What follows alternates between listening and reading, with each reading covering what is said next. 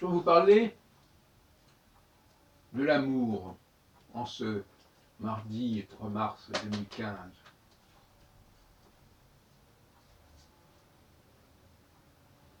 L'amour, il y a l'amour platonique.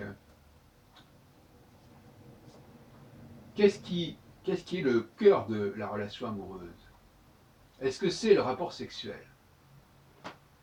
C'est une question que je me pose. D'autre part, est-ce qu'on peut continuer à aimer ou à s'aimer en ayant arrêté de se fréquenter, mais en se rencontrant, en se retrouvant, en se croisant?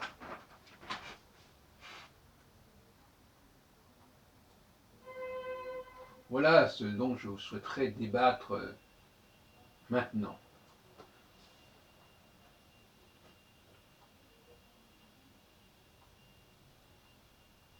D'abord, il y a une question de savoir si cet amour, même s'il n'est plus sous-tendu par une vie en commun, par une cohabitation, ni même par des échanges, quels qu'ils soient, des échanges de verbaux, sans parler d'échanges de rapports sexuels. Est-ce que ça peut se perpétuer par-delà ce moment particulier, particulièrement intense? Est-ce qu'il y a de l'amour après l'amour, en quelque sorte? Alors, on peut d'abord se demander si l'amour doit être réciproque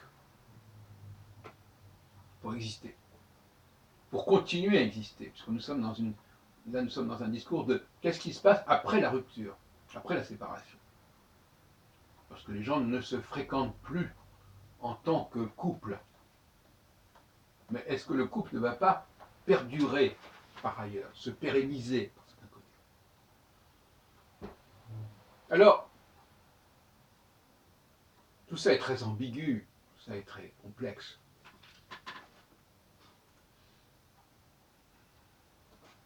Je ne suis pas en train de répondre au courrier du cœur, comme le faisait Marcel Auclair dans Marie, quand j'étais adolescent, j'utilisais les magazines féminins.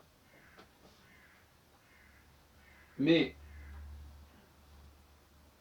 il y a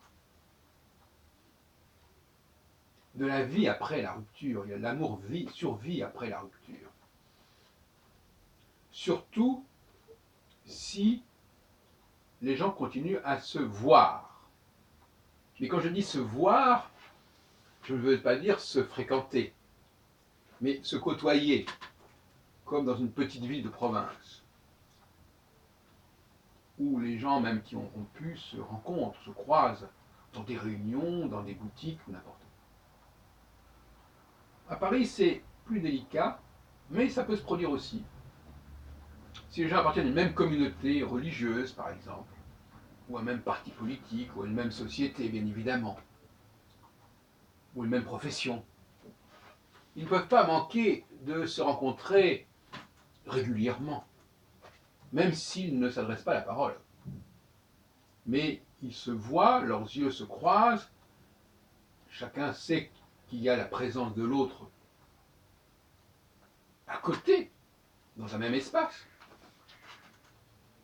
Et il peut y avoir en cela une certaine forme de satisfaction. Au sens de, on peut être satisfait de cet état de choses.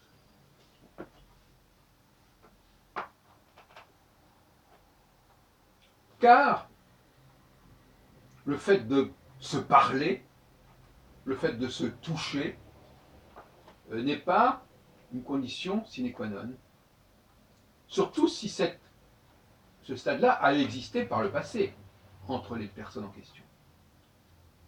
Je ne suis pas en train de parler, en effet, de ces amours qui ne se sont jamais concrétisés. Je parle d'amours qui ont eu lieu pleinement et qui, à un moment donné, ont pris une autre forme, qui ne passe plus par la parole, en tout cas, les gens ne se parlent pas les uns aux autres, peut-être des formules de politesse, plutôt plus, mais il y a une présence corporelle, par-delà la question du toucher. Et il y a une présence vocale, parce que tout simplement, on entend la voix de l'autre, même si cette voix ne s'adresse pas à nous, ou même si notre voix ne s'adresse pas à l'autre. Je me pose la question de savoir s'il n'y a pas là une autre forme d'amour qui n'a peut-être pas été décrite. Je ne suis pas spécialiste de l'histoire de la littérature amoureuse, mais ce serait intéressant à voir. Et puis il y a aussi l'espoir, l'attente ou la crainte que ça puisse reprendre. Et là, les exemples sont nombreux de relations où il y a eu une séparation, et puis au bout de nombreuses années parfois, il y a eu un retour de l'un vers l'autre. Et ce retour même prouve bien quelque part que le lien n'était pas coupé complètement. Qu'il y avait quelque chose de virtuel, de potentiel qui était maintenu. Donc on pourrait, à la limite, dire que il y a des passages à l'acte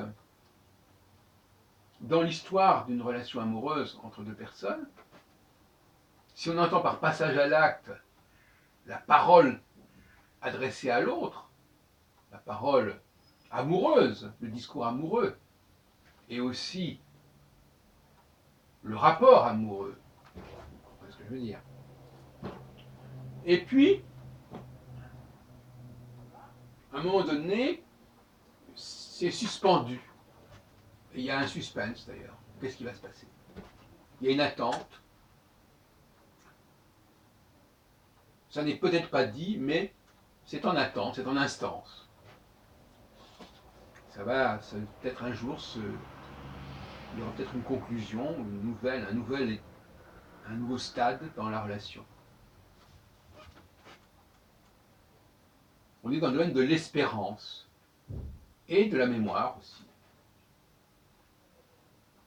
Voilà ce que je voulais dire. Je voulais dire que il ne faut pas avoir une vision figée de l'amour et de la relation amoureuse.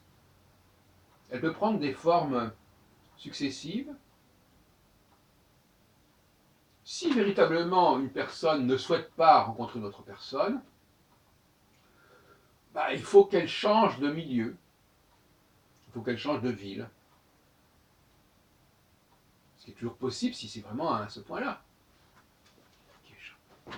Si elle ne le fait pas, et qu'elle sait pertinemment que les occasions de rencontrer cette personne se retrouveront, et que quelque part, un lien quelque part se remanifestera subconsciemment, si on peut dire,